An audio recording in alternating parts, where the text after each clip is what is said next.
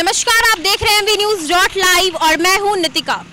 हिंदुस्तान आवाम मोर्चा के अध्यक्ष जीतन राम मांझी कहां जाते हैं, इस बात को लेकर घोषणा 30 अगस्त तक वो कर देंगे।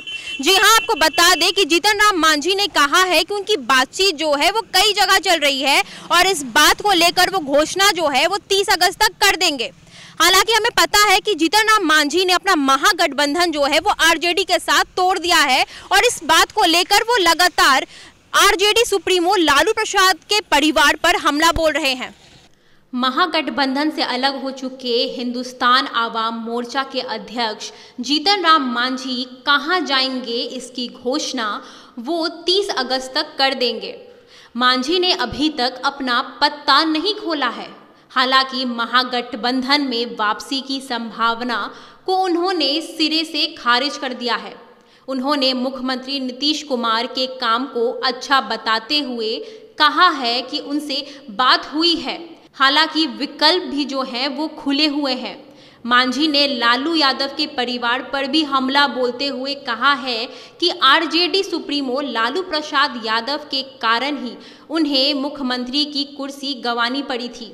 आपको बता दें कि इन दिनों महागठबंधन से अलग हो चुके मांझी बिहार की राजनीति के अहम फैक्टर बन गए हैं।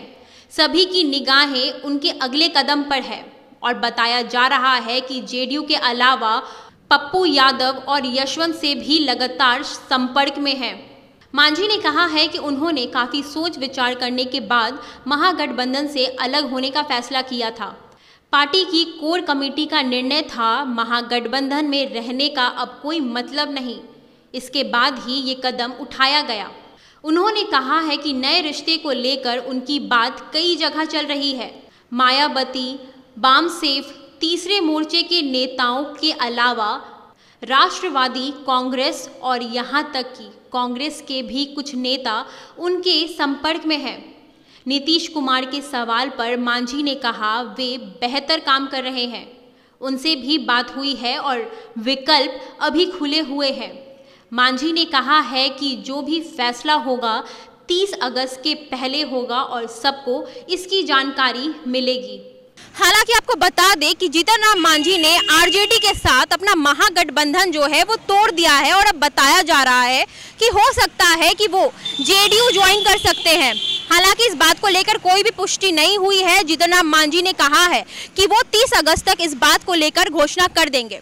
तो आज के लिए बस इतना ही। देखते रहिए MVNews.live और अगर आपको हमारा चैनल पसंद आता हो, हमारा वीडियो पसंद आता हो तो इसे लाइक और शेयर करना ना भूलें। साथ ही MVNews.live चैनल को सब्सक्राइब भी जरूर करें।